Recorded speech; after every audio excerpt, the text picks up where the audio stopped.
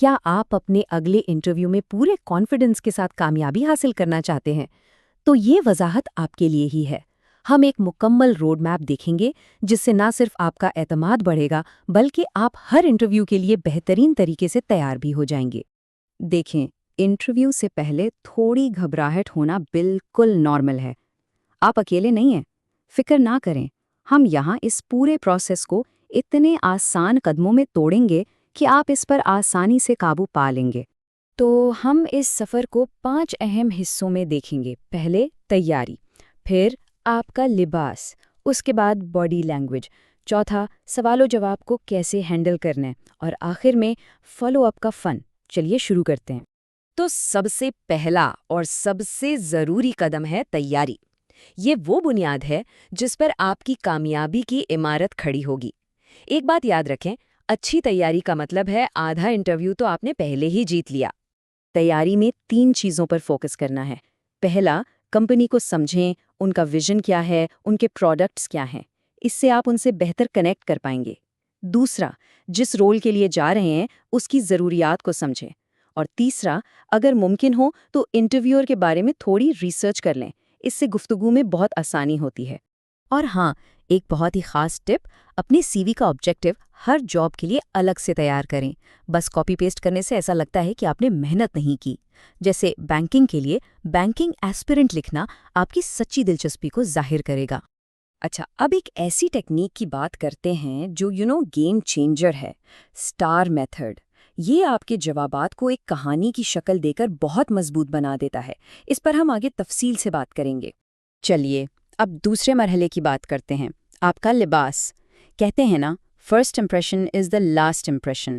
آپ کا لباس آپ کی پروفیشنلزم اور اس موقع کے لیے آپ کی سنجیدگی کو فوراً ظاہر کر دیتا ہے۔ ایک سنہرا اصول ہمیشہ یاد رکھیں، کپڑوں کی فٹ برانڈ سے کہیں زیادہ اہم ہے۔ ایک مہنگا برانڈ نیم والا سوٹ اگر ڈھیلا ڈھالا ہے تو وہ آپ کی لاپرواہی ظاہر کرے گا۔ اس کے مقابلے میں ایک سستا لیکن بالکل فٹ بلیزر آپ کے اعتماد کو بڑھا دے گا۔ دیکھیں، ہر انڈسٹری کا اپنا الگ ڈریس کوڈ ہوتا ہے۔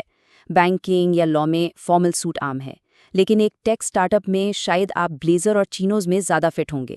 تو ہمیشہ کمپنی کے کلچر کو سمجھ کر ہی کپڑوں کا انتخاب کریں۔ کپڑوں کا اثر صرف دوسروں پر نہیں ہوتا، آپ پر بھی ہوتا ہے۔ ہارورڈ کی ریسرچ اسے کلوتھس کاگنیشن کہتی ہے۔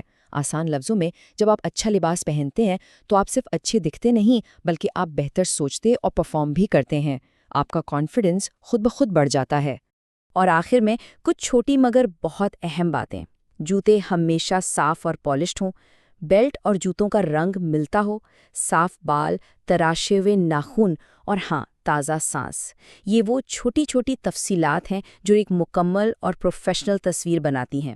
چلیے اب تیسرے حصے پر چلتے ہیں، باڈی لینگویج۔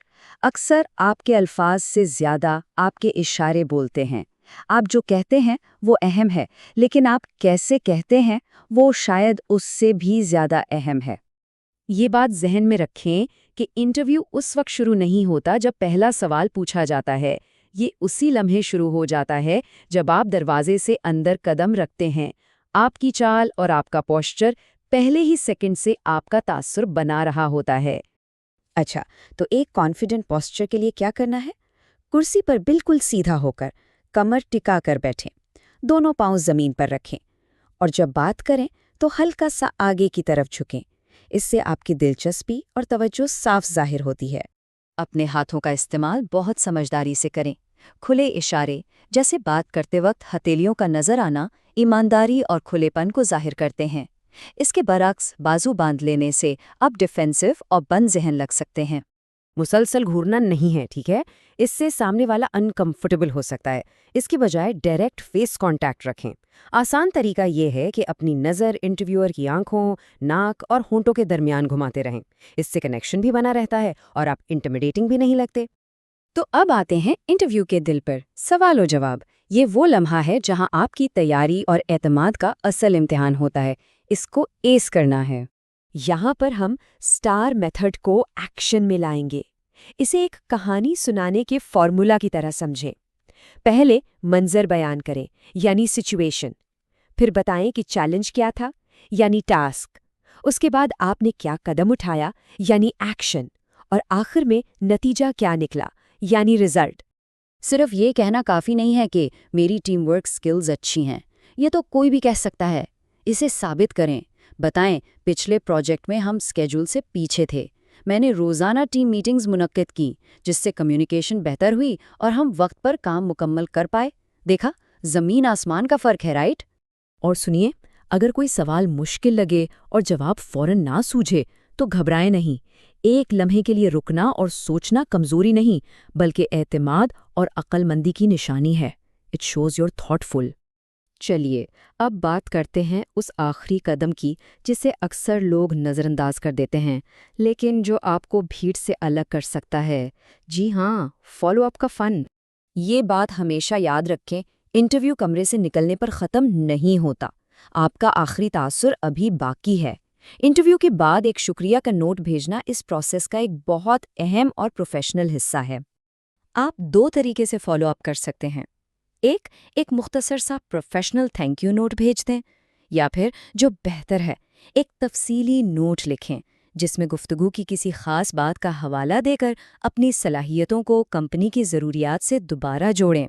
تو اس وضاحت کے اختتام پر خود سے یہ سوال کریں، وہ کون سی ایک کہانی ہے جو ثابت کرتی ہے کہ آپ اس رول کے لیے بالکل پرفیکٹ ہیں؟ اس کہانی کو سٹار میتھڈ سے تیار کریں اور آپ کامیابی کے لیے بالکل تیار ہیں۔ آل دی بیسٹ!